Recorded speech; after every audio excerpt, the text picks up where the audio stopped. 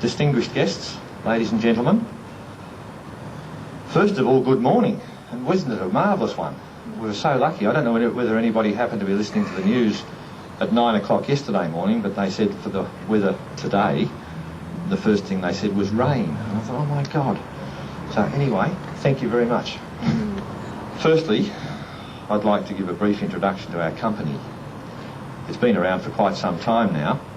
We started putting the concept together in 69-70, and it was the end of 1972 when we got our first English double-deck bus on the road.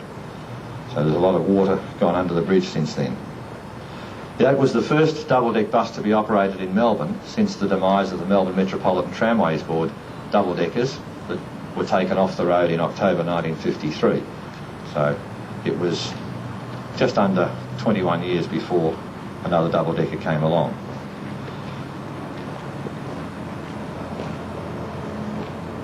Until 1987, we probably kept a fairly low profile.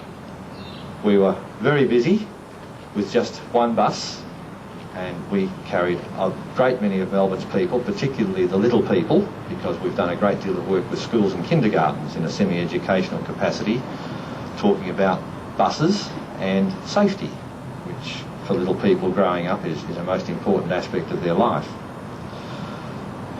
Since 1987, we've purchased 6 more buses, and the most recent of them is the white double-decker that you're possibly familiar with, that's been going around the city for about 11 or 12 years now, that belonged to Australian Pacific Tours, running the City Explorer service.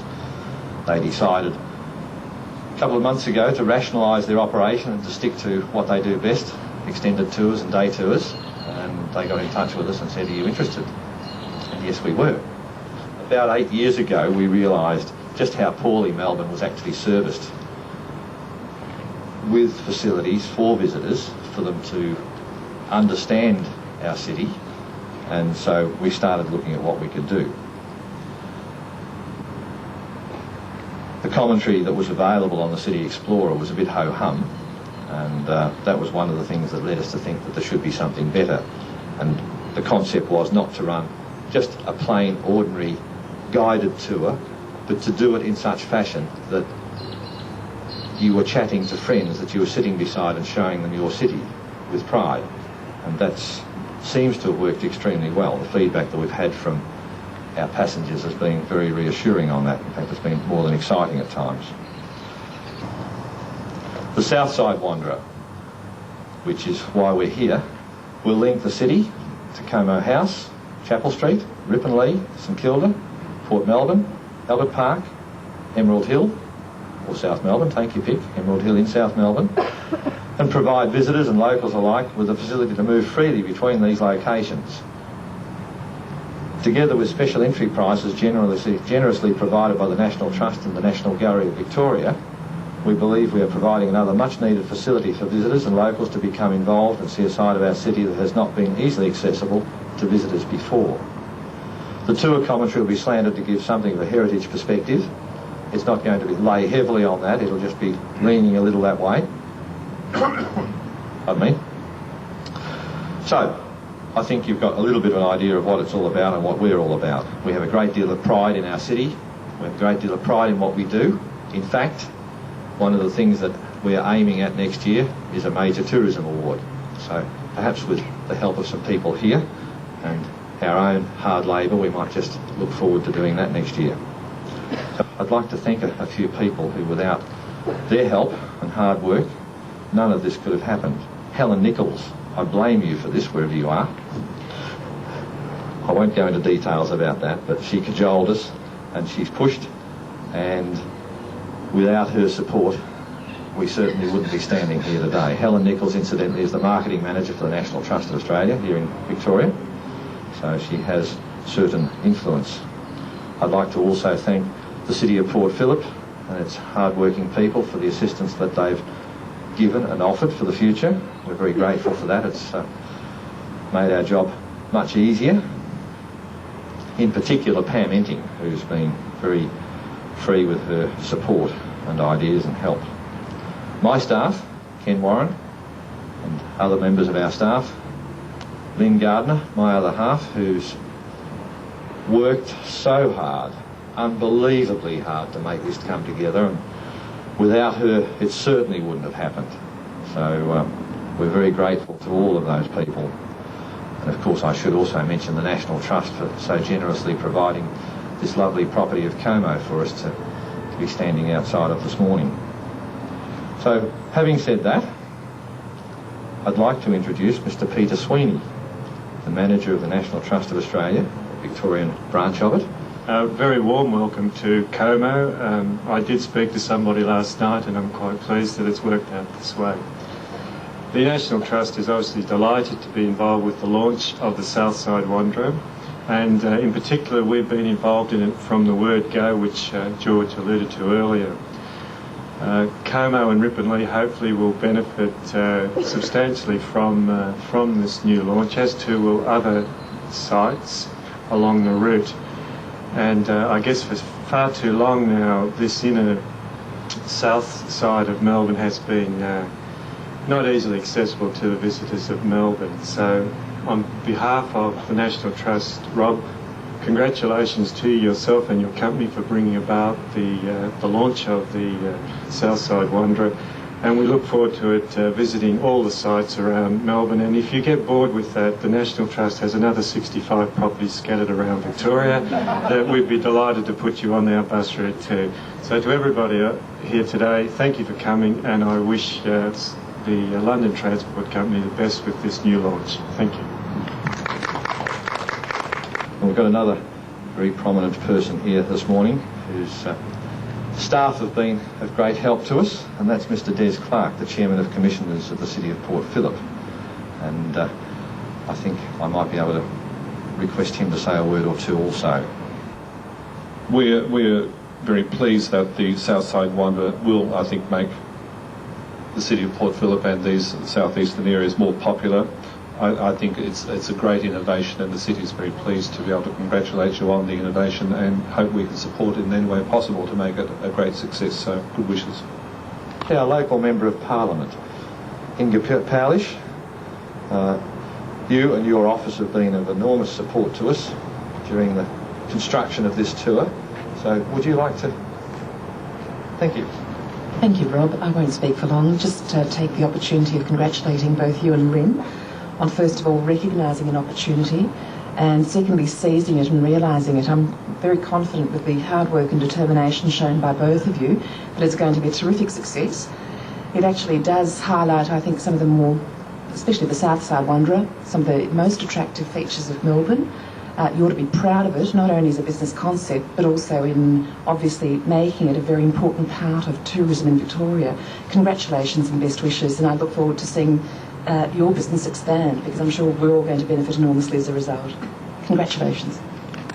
What you're doing here today is certainly bears that out, and I certainly hope that we can all assist in making sure that this venture is going to be successful, because to make this sort of venture successful, you need to have people using that facility. There is a great opportunity, as I've seen, many of you have probably seen in other cities around the world, of having this sort of a service, and I agree with what Des said, that this side of the city has a lot to offer, but it can be difficult for the tourist to get to. I was in Philadelphia talking to a guy there who was the chairman of their tourism board, and he said he was in Melbourne and coincidentally he got on a tram and went out to Toorak Road to South Yarra and saw the strip shopping centre. He said the North Americans would go bananas over something like this. Why aren't you promoting? Now this was before we put out our latest brochure on Melbourne, and all of that is online, and what you're doing is certainly assisting that. And I'm pleased also to be here today with Des, and the comments that Des has made about what's happening in the city of Port Phillip in regard to developments there. And I suppose that there's a bit of tongue-in-cheek with some people saying that commissioners should be there all the time. But what has happened during that period of time of commissioners has been the opportunity of putting into place so many developments that's in the interest of tourism development. And we've had a session right across the state with the commissioners talking to them about tourism development, particularly where, that's fine, you have councillors in cities, and some of them didn't realise that in fact the great potential that Victoria has in tourism. And with the period of time now with the commissioners, so many things can be put in place that's going to be a long-term benefit to Victoria in tourism. And also this type of availability here for short stays in Melbourne, as Robert mentioned, where we have the mystery flights coming out of other capital cities into Melbourne, with that opportunity, as was said, that the guy didn't know much about Melbourne, but he said he was going to come back again. And we've all heard these anecdotal stories about the fellow who came down from Sydney. It was raining in Melbourne. He spent the day wandering around the shops and went home and thought Melbourne's a terrible place to visit. So with this sort of a facility, one would hope he's not going to have that experience again. I think it's a great opportunity, as was suggested by Robert, to have guides on the buses who are well briefed, got a great capacity to be able to enthuse and influence people into spending their time here in Melbourne, or the best way to spend their time here in Melbourne. And I think we need those sorts of ambassadors. And maybe later on we might get to guides that speak in foreign languages. Probably got that in mind as well. But to be able to promote Melbourne as a cultural centre, as a cultural city, because that's our theme, that if you're going to be visiting Australia, you must visit Melbourne because it's the cultural centre of Australia. And I think we must recognise too that people coming out of Asia, that we're the closest Western society to Asia, and we've got to get that theme across that Melbourne is a place that they should be visiting. I think I've talked long enough about, enthused long enough about tourism. Robert's already given you all the details that I was going to mention about the services and so forth.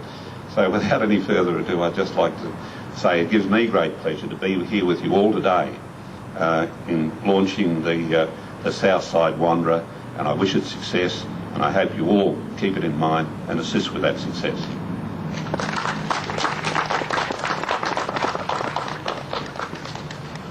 Thank you very much, Mr. Cox. Well, it's open.